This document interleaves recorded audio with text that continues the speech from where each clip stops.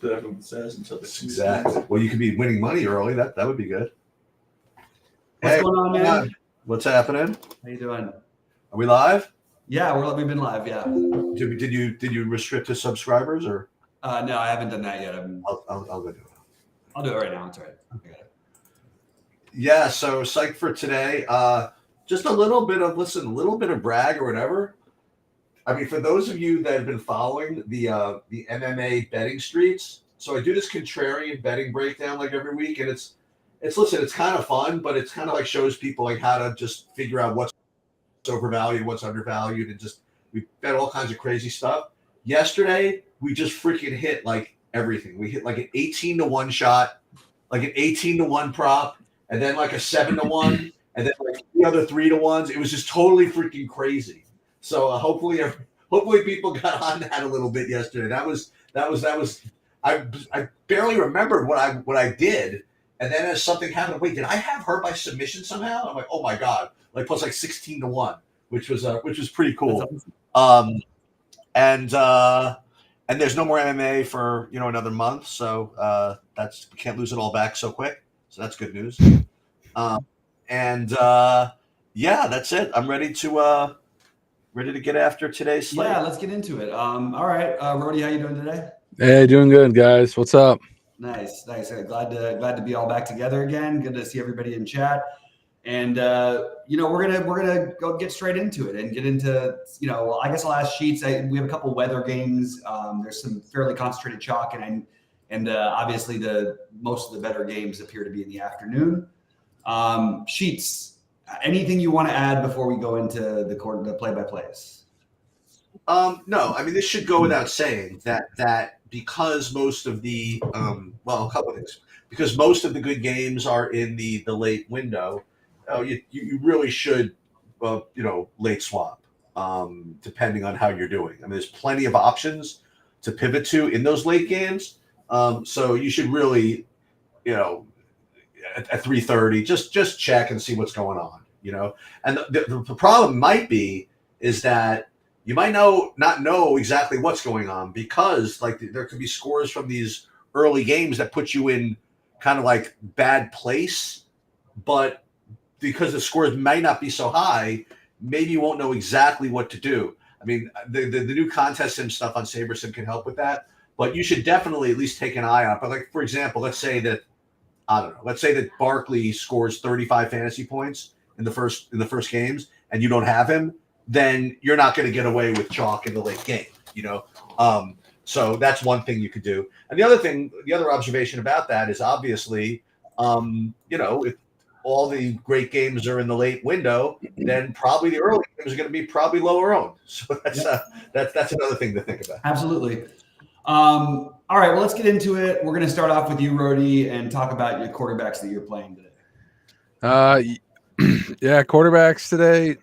Man, hang on. My wrong screen. He's the guy that gets the ball from the center and then can distribute it all. Okay. Yeah. Obviously, Stafford's going to be a good play today, but I like him. He's going to be in the dome game, which we talk about a lot of dome games we like. He's 6K, is a good play. He's going to be chalky, but some of the other guys that I like that aren't chalky, maybe, Sam Howell. I mean, he's a little chalky, and Purdy, they're a little bit around that 10%, 12% range. I kind of like as well. Another dome game I kind of want to get behind is the Saints and Giants game, but I don't really like either quarterback. I like more plays there, but you can stack that game up with maybe Derek Carr, but Taysom Hill is back this week. Another quarterback I like is Jordan Love. I see in the Discord, Bobby put up his exposures on there. He likes him. He's about 8% today. Got some good stacking pieces with Watson out this week. Those are some of the main guys I kind of like. And then I think I'm going to get to some more Mahomes. I think he's just low owned. Him and Kelsey, they could do a lot of work today. So I like that pairing. Mahomes might be my guy more today. Oh, interesting. That's a little bit of a. This is I was thinking about that because this is of all the times to play Mahomes. This is probably you're going to get him. I think pretty low owned. Although he's starting to pick up a little bit of steam. Maybe that's not such a bad idea to get a little different. Play a little bit of the Mahomes stacks. Sheets, what do you got for your stacks today? I'm sorry, for your quarterbacks. Yeah. Okay. So,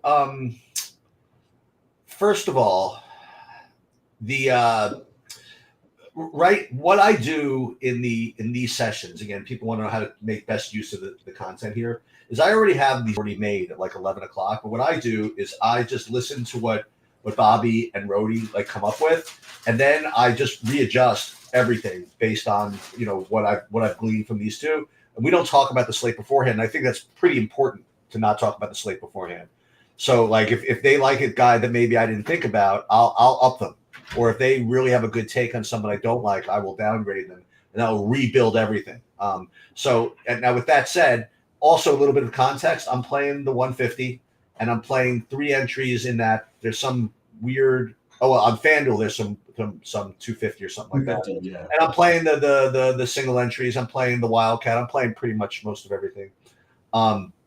So the other thing I will mention is that what a lot of people do is they'll say, okay, I'll play like the afternoon slate or whatever it is. What I'm doing is I'm playing the early slate today because I'm already playing the late slate, right? I like that. Yeah. Right? Because I'm playing the main.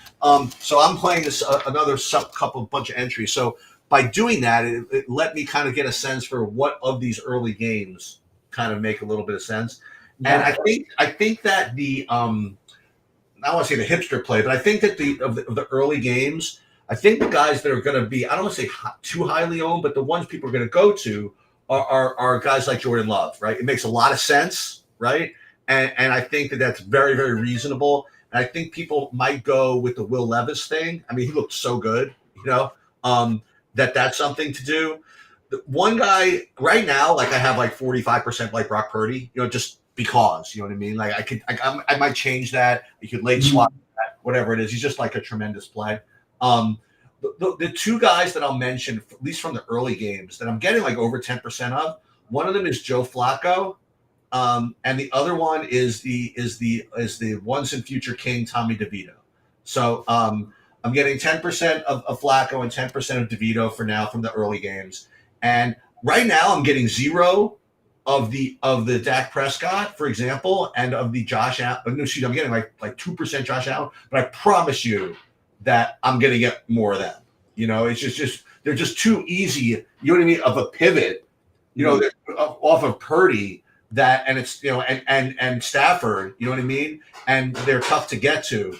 But overall, Purdy I think is like the best play, whatever that means, right? And I currently have him as my highest exposed guy. But if you want to just gotta just screw around a little bit, I think Flacco is reasonable, and hold your nose DeVito is reasonable as well.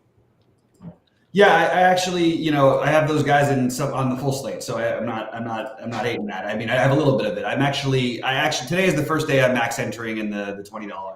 I saw that. I bought like 48.48 of that. Oh, there we go. So hopefully we can cash that in. So my quarterbacks are I've got a pretty big pool, like considering that I'm playing that many. Like but right now, like I've got 1% of Mahomes, 1% Flacco, 2% Case Keenum, 3% Baker, 3% Kyler Murray, 3% Fields, 6% DeVito, and then the guys I actually am playing. Jordan Love is my highest owned quarterback right now, 22%. Josh Allen is second. Sam Howell is third. Stafford is fourth, and Purdy is fifth for me.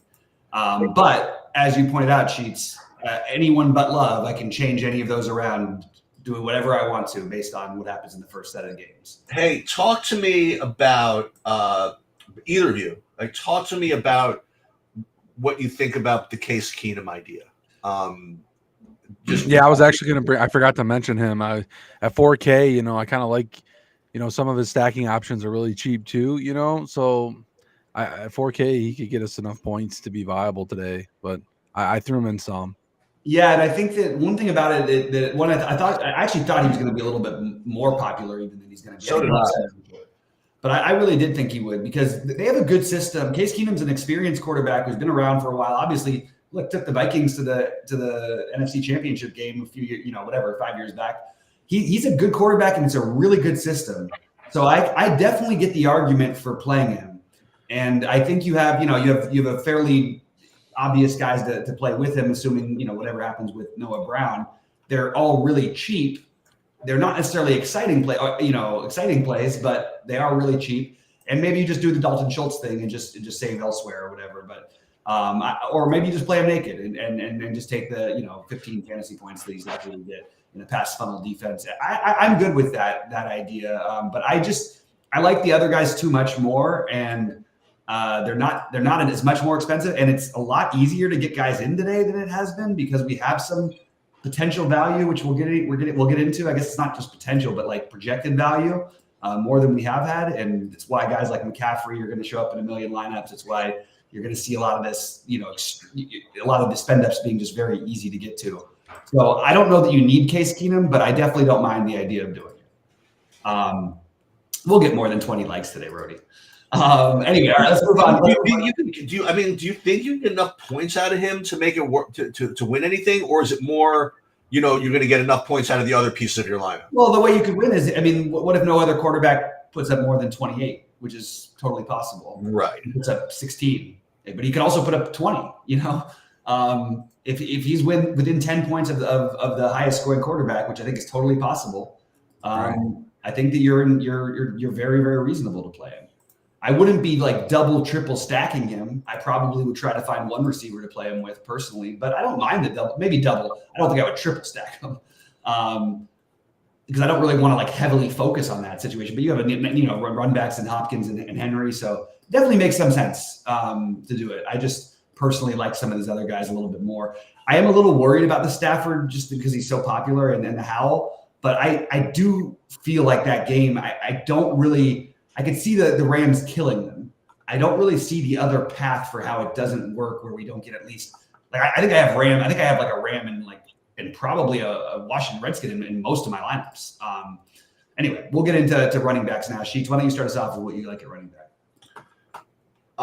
Okay, so let me get back to the Millie Maker. Again, that's what I'm going to focus on here.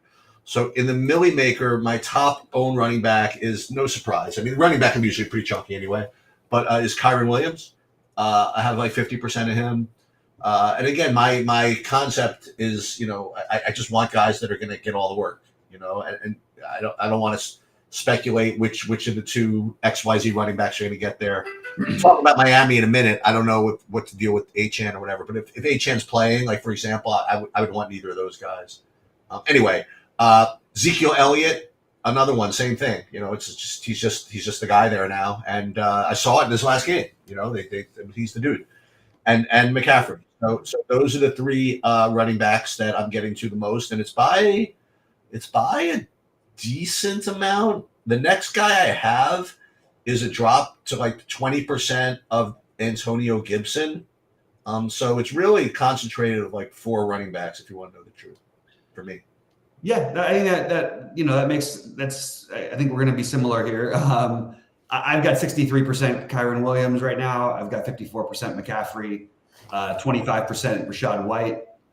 And I do have Zeke at 20%, but I'm keeping him out of my high buy-ins. It feels like a really bad play, to be honest. I don't think this is like what we're supposed to do. So I'm going to try to find ways to get off a little bit of that. And there's plenty of other options. I prefer Gibson to Elliott for what it's worth. I don't think we just have to assume the Chiefs are going to give up any points, to be honest with you, to New England, especially. It's like, I feel like this is going to be a good revenge game, but he's going to get all the bulk, so I get it. I'm probably going to lower that, though. I am going to get way more of Clyde Edwards-Helaire than anybody else is. I really think there's just like something wrong. Like, I think Edwards-Helaire is every bit as good a play as Elliott is. And he's $800 cheaper, and he's significantly lower owned. So I'll do some of that. I will get to Derrick Henry at over 10%. I got him at 12 right now. Tony Pollard at 12%. That's largely due to the fact that I have so much Josh Allen. I do have some Achane, and I do have some Mostert, both around 7%. And then Chuba Hubbard is a guy who I might use instead of Zeke in some of those lineups, because something just feels wrong with the Zeke thing to me. It just feels fishy. And I also like, getting the little bits of Barkley and Breece Hall, Jerick McKinnon, James Cook, that kind of thing. But I'm spread out a little bit after the top 4. But the top, I guess, Gibson, White, McCaffrey, and Williams. McCaffrey and Williams are just going to be so much more owned for me than anybody else. It's ridiculous. How about you, Rody, at running back? Yeah, McCaffrey and Williams, I got a lot more ownership, and then I got like a Elliott and Barkley right there behind them.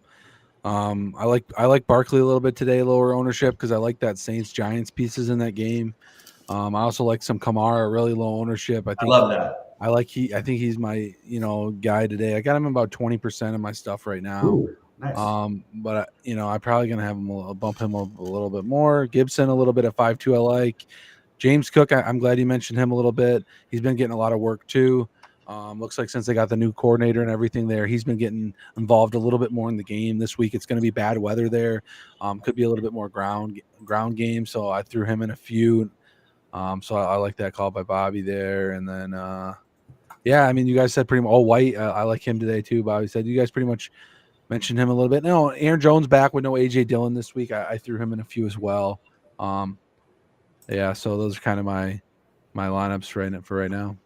Yeah, I'm gonna add one other, only because even though he was not showing up as my top own in the Millie Maker or even the top, he's showing up in my big buy-in, and right now, and that's he fits like a lot of the stack stuff later is James Conner. So I figured I would just throw that into the mix. Wow, that's interesting. And then it's really funny because I'm looking at one lineup I have, and it's gonna be it's a lineup that people can get to if they play an optimizer, but there's almost like no way they can do hand building because their brain can't process doing these guys together. But like imagine you have a lineup that now makes sense, and you can play Tony Pollard and Zeke Elliott, right? Same lineup because they're not on the same team anymore. Right. It's so that's I just happen to be looking at a lineup like that. So I probably hand built some of those today. Yeah, I forgot to mention. I think you can hand build that for sure. Okay. I do. I have one. It works. I have two. Right. Just get what's his name? Wait, how Pollard and Elliott? I thought it's one or the other. I mean, that's right. Yeah, right. All right, I'll start off for receiver. I have a very far and away number one receiver is Jaden Reed. Jaden Reed. Oh, okay. I really think this is Debo White. I think what we're seeing with Reed for the Packers. Brody could speak to it probably better than I can as a Packers fan.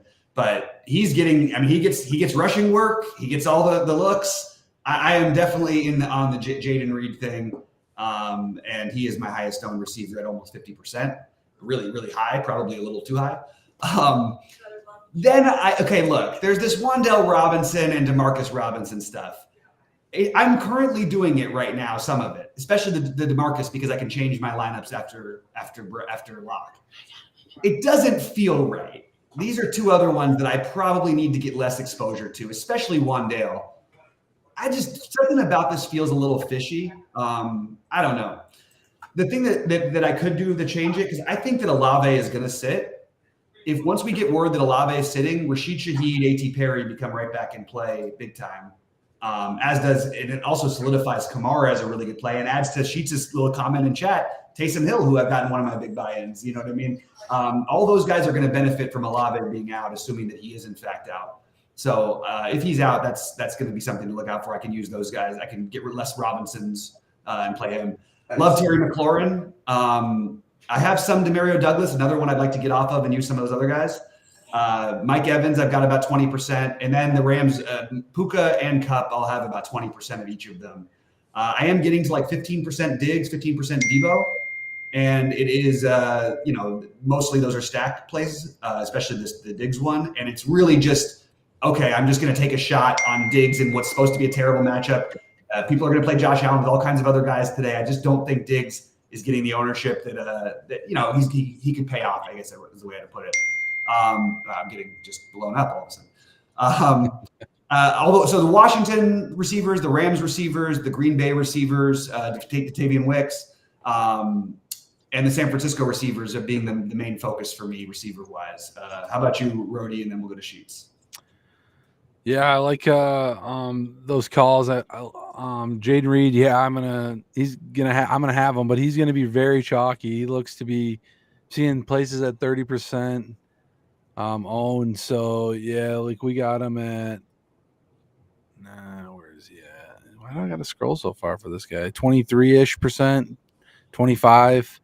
So he's gonna be chalky, but I like him. I like the Rams guys, Puka and Cooper Kupp. I think Puka's owned a little bit more than Kupp. Wan'Dale Robinson's a guy I'm getting to. I know Bobby wanted to get off him a little bit, but he doesn't look like he's going to be that low owned. We got Demarcus Robinson at 3.6, Demario Douglas at 3.9, Wandell at 3.7, Reed at 4.9, Curtis Samuel at 4.6, looking to be a little bit lower owned as well in that game as a run back we like. And then you got some of the other Giants pieces if you want, if you were stacking it, Darius Slayton and stuff like that for cheap. But some of my main guys like Rashid Rice at 6.1 is a very good price, going to be a little bit owned. If you want to play Mahomes, he's a great play, like him. DeAndre Hopkins at 6.2, you can run it back in that Houston game. Shaheed 4.3. I do like him. I kind of like him even with Grisel Olave. Olave is officially out, by the way, just as a break. Is he? Did we Yep. just get? Oh, we just got that. Yes, just came in now. Perfect information. Yep. I was kind of already on that game. I'm already on him and Kamara, so I don't know if the news is a little early for me, but I was already playing it. So, Romeo Dobbs too. If you want to get off the Jaden Reed chalks, 5,300. He's $400 more. Easy pivot right there for you guys because you still got Wicks there at 4K as well. He's getting more ownership than Dobbs, I think. Yeah.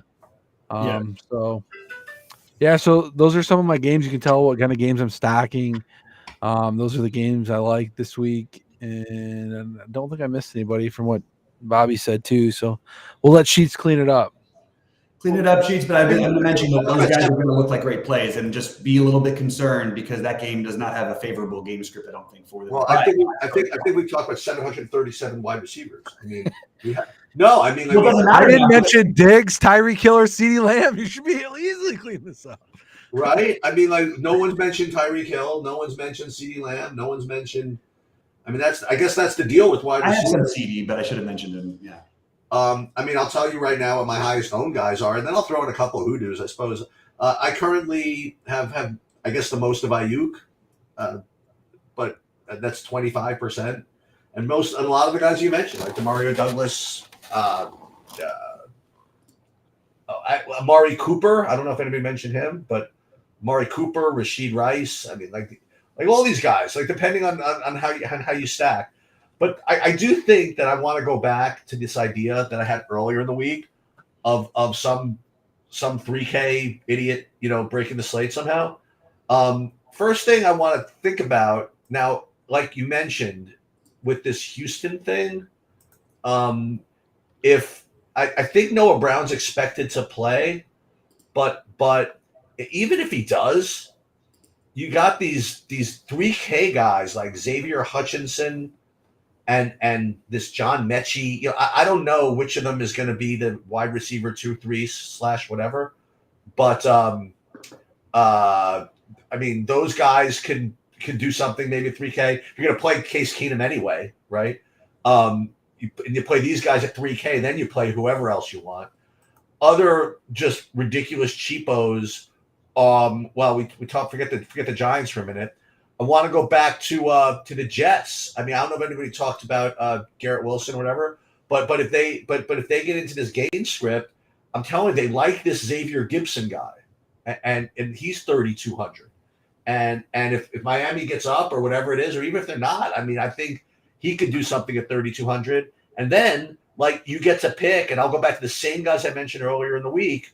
From the ultimate troll game. You with the Chiefs, you go play freaking Kadarius Toney, like the offsides from last week. How amazing would that be? If they put him in the game and they run plays for him, you know what I mean? And there's him and the other freaking troll spot in Marcus Valdez-Scantling, like dropping everything, but they're still throwing them freaking balls deep down the field. Maybe by accident he'll catch one, and at 3K, this is a slate where you have all these wide receivers that you can play, and I don't know if I'm supposed to be playing 20% owned like Wan'Dale Robinsons and stuff like that when any of these other 3K guys can get lucky, and just stumble into something. And one other guy just to throw into the mix. I don't know how owned he's going to be. But the once and future leader of the free world in Michael Wilson for Arizona, if you're playing the San Francisco guys anyway, I don't know what his ownership is. I have him not much, Saberson loves him. I'll tell you that. They tried to give me 1,000,000% of them. Oh, really? They kept trying to. I had to keep whittling it down. I have 12%, which is a decent amount. I mean, he's going to be like 5% owned, right? Yeah. I think that if you really, there's a couple of ways you could play, right? You could take your stands at receivers, or you could just take your stands at running backs and just spread the crap out of like all these receivers. I think that's the way to play on this slate if you're multi-entering. I mean, listen, I know you're doing it differently, Bobby. You're taking the 50% of the Jaden Reed or whatever. But if it were me, I mean, I would. I mean, wide receivers is so freaking variant. I would just lock in a couple of running backs and just hope I get lucky in the wide receiver position in the 150. I hear you. I just say my issue, my thing with Reed is that I truly think that he could be like 7K. I really do. I don't think that there's a big difference between him and the 7K guys. The only thing is, not to debate, but I mean, but remember, like if a wide receiver is competing with like 40 other plays, like where running backs are competing with like 4 today. Right. But the difference is that Reed gets the rushing work too. Like he gets it's sort of like if it's like the like I'm always gonna like Debo better than Ayuk straight up. But and that's gonna be my scary fade this week. I have like right now like 4% Debo. Like I'm like, you're kidding me. So I'm gonna see how I'm doing before I lock that in the late slate. If you want. Well, Debo's been going so nuts. Maybe this is a game they should be able to do most of what they want. Why not go back to Ayuk, get him more involved, just keep everybody happy? It seems logical. And we talked about that earlier this week. I mean, the coach is really good at keeping everybody happy from that team. Yeah. And I'm just interested in I'm surprised. I want to see where this ownership actually ends up for these guys, because I do think it's going to change things. I'm telling you, they just can't project that badly, both whether it's Shaheed, Perry, or Lynn Bowden. That'll upgrade. Yeah, all the other names you mentioned, I think are a lot. I like these plays a lot better because all the other guys you mentioned were sort of third string receivers. For sure. I really think that's what I'm going to end up doing, is shifting over a little bit. But it does make me nervous because the game script is not favorable for those guys, and they could just try and run the ball on New York. That's not a problem. So I'm a little nervous about it.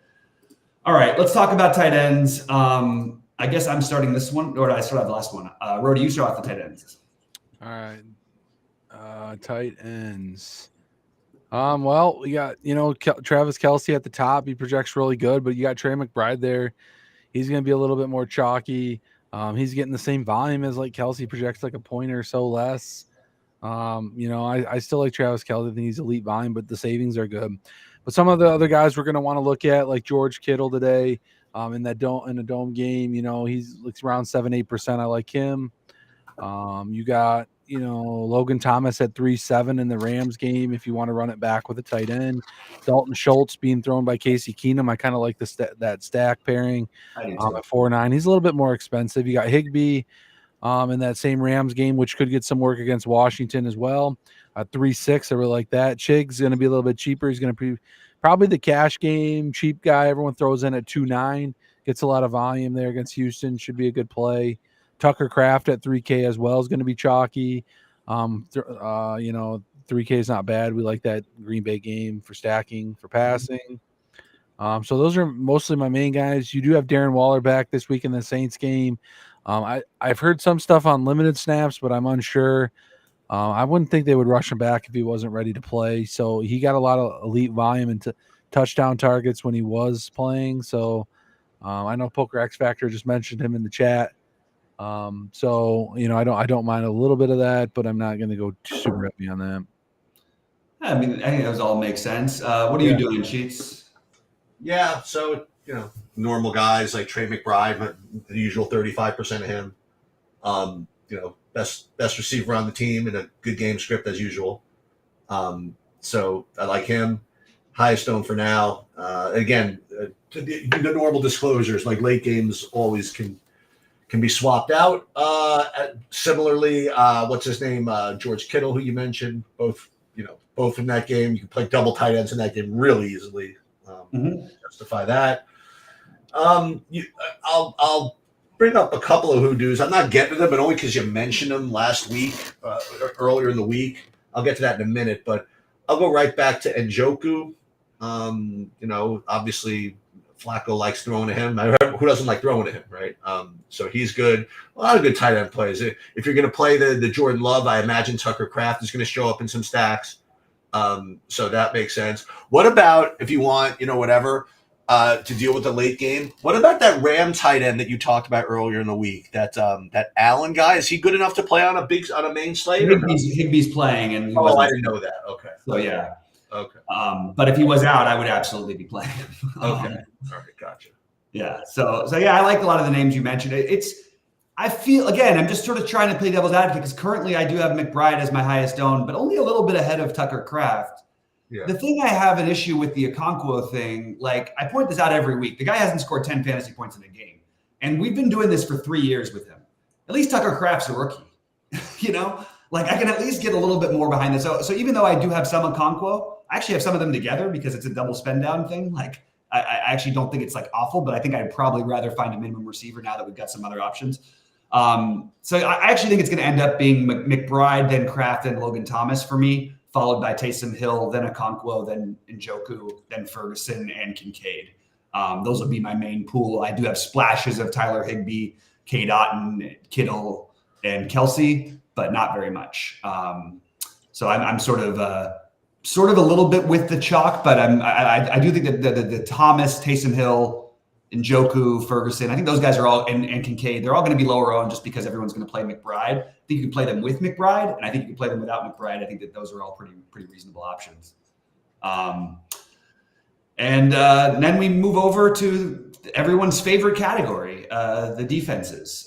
Sheets, start us off and give us the disclaimer, and then we'll go from there. Yeah, so I don't like to play more than 20% of a defense in 150 max. It's just way too variant, and the 20% is just completely made up by me. I don't know what's optimal or not. That's just full disclaimer. I just came up with that on my own with nothing to support it. But 20% is the max. I'll go in that. But what I do like to see is which teams like force me to address that. Like, because every week there's always one team that like projects they want to give me like 40%. I have to pare them back. I don't have that this week. I have two guys that are one's 22%, one's 21. I'm just going to leave them. One of them is going to hopefully get me an early slate screenshot, right? That's the Panthers. I have like 22% of them. And if you didn't like any of that, you could go all the way to the end and play the Rams at 21%. I have 21% of them.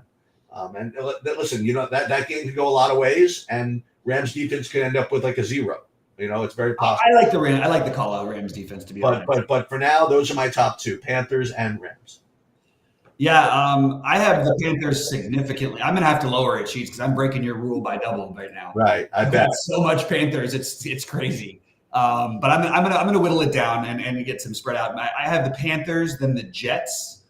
I think the Jets in Miami, if Tyreek, they looked like a totally different team when Tyreek was out. If he's really banged up, I think you could get away with that play. And also Tua is the problem is Tyreek allows him to get the ball out faster than anybody in football. When Tyreek isn't on the field and that slows down, there's opportunities for sacks, opportunities for interceptions. All kinds of plays could break down there. So I like the Jets idea. I just like the fact that they're probably the second or third best defense in football, and they're one of the cheapest defenses on the slate. It's 25-mile-an-hour winds, and all of Tua's balls like hang out there ready to be flipped. Yeah. It's like absolutely. So I love the Jets. I love the Rams.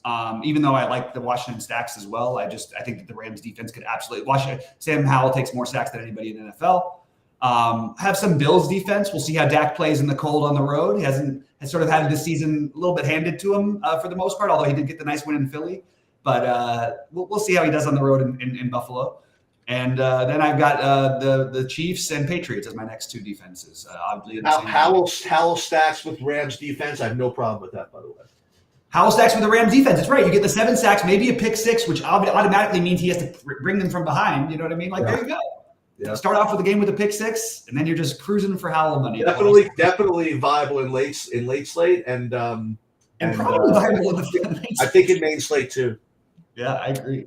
I like that idea, Chase. You poison my brain because this is such a thing I like to do, and nobody else in all of the DFS does it. They all pick the automatic. Don't put your defenses against your stacks, but I love to do it because that is if they score a touchdown, that is a viable run back. Anyway. You need to let them score a touchdown. Rody, what have you got for defenses? Yeah, I'm shocked you guys both are like hardcore on the Panthers because I think I've built all my lineups with the Panthers at this. It's hard not to build them, right? Like every game. Like, why do I keep ending up on the Panthers?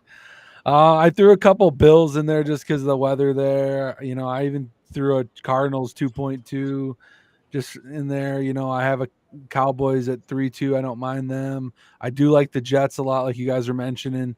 Tyreek's gone. You know, they're getting a little bit more ownership now, but I think they're getting spit out in a lot of optimals at 2.5. That's a really good price, I think, for one of the elite defenses in the league. Yeah, and I just kind of, you know, spread it out, you know, like you guys were saying, you just spread it out, you know, you can throw the Bears in there, it's a bad weather thing. You know, and just some other stack on the other side, like the Rams. So yeah, I'm just kind of mixing and matching those, but the Panthers are my heaviest one. So yeah, that makes sense. One I forgot to mention is if you can get up there, I like the Cleveland, even though I have a little bit of the Fields, I do like the Cleveland defense quite a bit at home. So all right. Is Tyreek Hill out? Tyreek Hill is playing as of right now, but they're just assuming that he's going to play a little bit banged up. I just saw something. Oh, unless there's news that just broke. No. In the SaberSim saying somebody I have is either a 0 or he's out. Yeah, SaberSim has him projected a 0 and out right now. Wow. Okay. Well, what that's going to do for me, and not DraftKings as well. Tyreek Hill is out. Tyreek Hill is out. Okay. Well, it's questionable, but then under the here it says out. So it's got to be. So we add Cedric Wilson to the mix or Braxton Berrios. I think Wilson is the answer. I think both. it must have came out. Well, I don't know why we don't have the news on that yet, because I'm seeing people post about Tyreek Hill being out on like sites, but some of the notifications haven't came out yet about it. Yeah, I got another guy I respect from the one of the other sites tells me Tyreek Hill out also.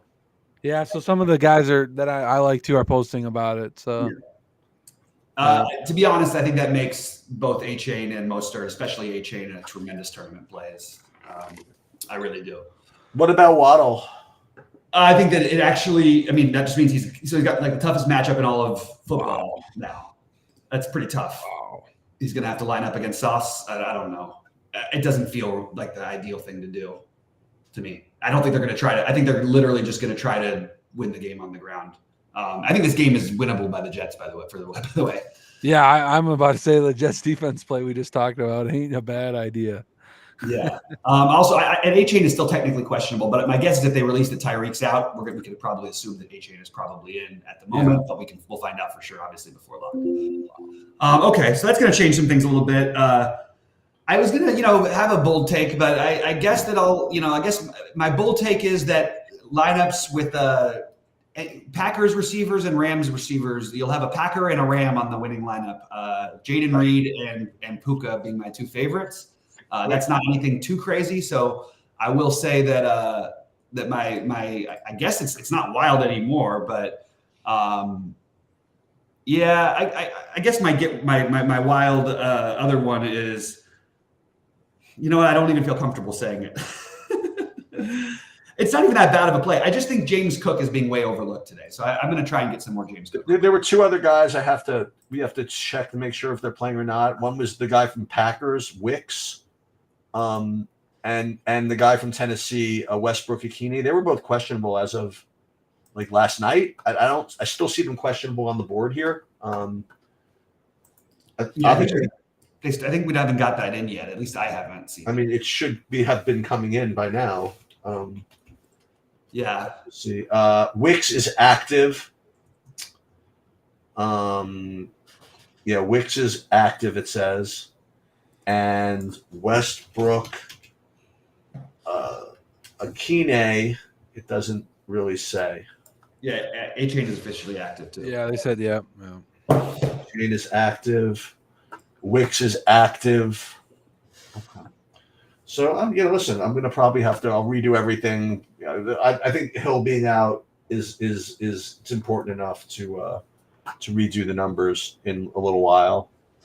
And it opens up more stuff in the early game, which is that's healthy. Having more stuff in the slate available, Yeah. Scott's asking. I guess Scott, you're asking about the game that I haven't even touched or looked at yet. Which, no, he probably won't. Keith Mitchell probably won't get every touch tonight, but I think he's still probably a pretty strong play. oh, you mean but we got to watch the weather in that game as well. By the way, That's the 8 o'clock game. Yeah. yeah. Fair enough. All right, Sheets. Any other last thoughts before we go to Rhodey and let him close it out? Yeah. I'll just talk on my ass here and say, and I'll reiterate that the guy who's going to win the slate is